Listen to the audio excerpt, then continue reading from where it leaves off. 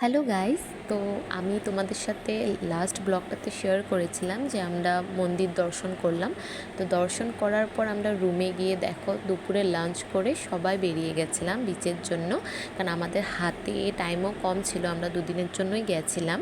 তো সেই দিন প্রচণ্ড রোদ ছিল, দুপুর দিকে খুব রোদ উঠেছিল। তো বসার জায়গাও পাচ্ছিলাম না, প্লাস তোমার ভালোও লাগছিল না রোদে।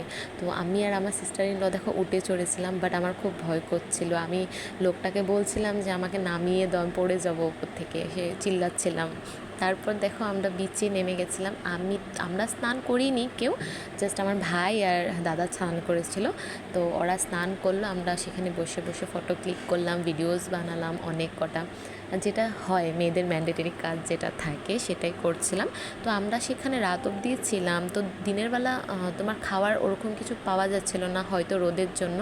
তো বিকেল দিকে প্রচণ্ড খাওয়ার জিনিস আসছিলো সেখানে, ফাস্ট ফুডের আইটেম অনেক কিছু ছিল। তো আমরা ফুচকা খেয়েছিলাম, চাউমিন খেয়েছিলাম, আর মাছ, হ্যাঁ মাছ তো ম্যান্ডেটরি, বিচে গেলে খেতেই হবে।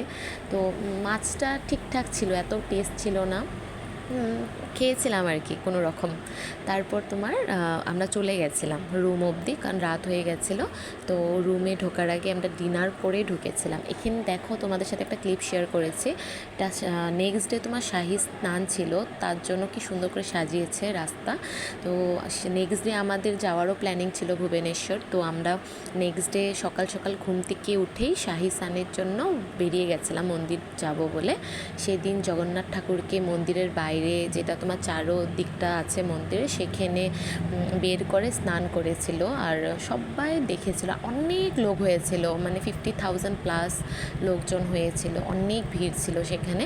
তো আমরা গেছিলাম, ঠাকুরের দর্শনও হলো খুব সুন্দরভাবে। তারপরে আমরা চলে এসেছিলাম ওখান থেকে, কারণ সেদিনই হয়তো স্নাহি স্নান ছিল। তো এরকম বলে যে সেদিন থেকে জগন্নাথ ঠাকুরের জ্বর উঠে 15 দিনের জন্য মন্দিরের দুয়ারটা বন্ধ হয়ে যায়, আবার রথের দিন খোলে।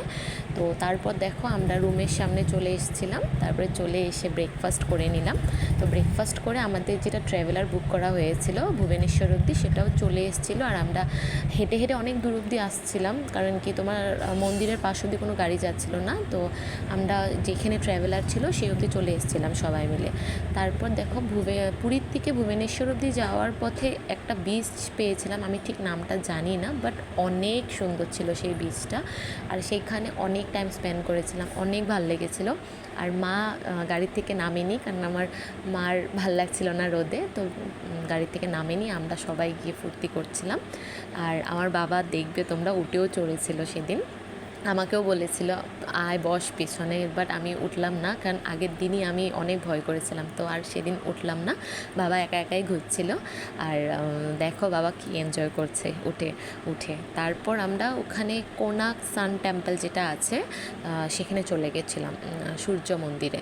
সেখানে এত রোদ ছিল যে আমরা মন্দিরের সামনে মানে যেতে যেতে এত ক্লান্ত হয়ে গেছিলাম যে এরকম লাগছিলো যে আমরা যাবোই না। আর তারপরে ওখান থেকে ফিরে আমরা ভুবনেশ্বর পৌঁছে গেছিলাম। পৌঁছে দেখো বৃষ্টি হচ্ছে ভুবনেশ্বরে।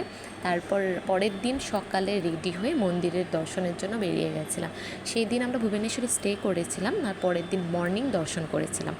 তো আজকের জন্য এতটুকুই। আর পুরীর ভিডিও তোমাদের কীরকম লাগলো জানিও। দেখা হবে নেক্সট ব্লগে, বাই বাই।